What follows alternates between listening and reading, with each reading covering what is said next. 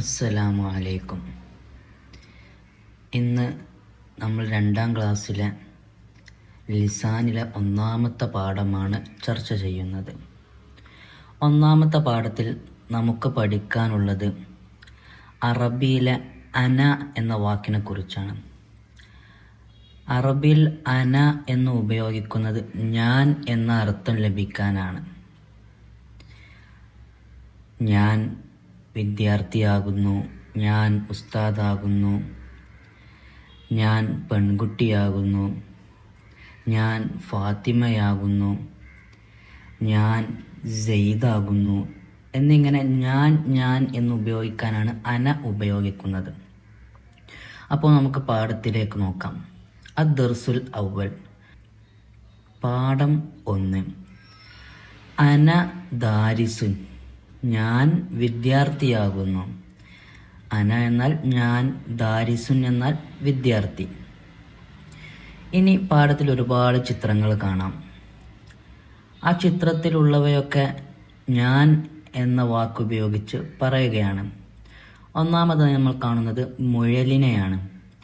അപ്പോൾ മുയൽ പറയുകയാണ് അന അർനബുൻ, ഞാൻ മുയലാകുന്നു. രണ്ടാമത്തെ ചിത്രം കൈതച്ചക്കയാകുന്നു.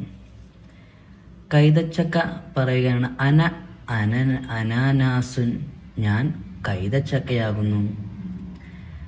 മൂന്നാമത്തത് വാഴപ്പഴമാണ്. അന മൗസുൻ, ഞാൻ വാഴപ്പഴമാകുന്നു. നാലാമത്തത് അന സിഞ്ചാബുൻ, ഞാൻ അണ്ണാനാകുന്നു. അഞ്ചാമത്തത് അന ഉസ്താദുൻ, ഞാൻ ഉസ്താദാകുന്നു. ആറാമത്തത് അന ദാരിസുൻ, ഞാൻ വിദ്യാർത്ഥിയാകുന്നു.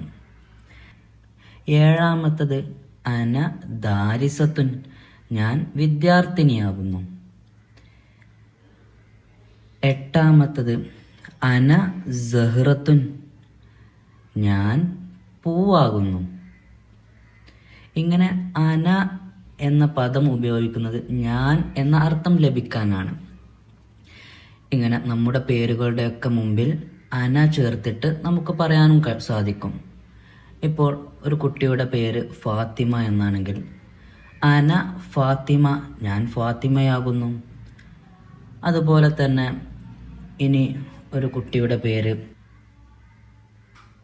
സെയ്ദ് എന്നാകുന്നു. അപ്പോൾ നമുക്കെങ്ങനെ പറയാം? അന സെയ്ദുൻ. ഇങ്ങനെ അന എന്നുപയോഗിച്ച് ഞാൻ എന്ന അർത്ഥം അറബിയിൽ ലഭിക്കും. ഇതുപോലെ നിങ്ങൾ നിങ്ങളുടെ പേരുകളൊക്കെ അറബിയിൽ അന എന്നുപയോഗിച്ച് പറഞ്ഞു നോക്കൂ. അസ്സലാമു അലൈക്കും.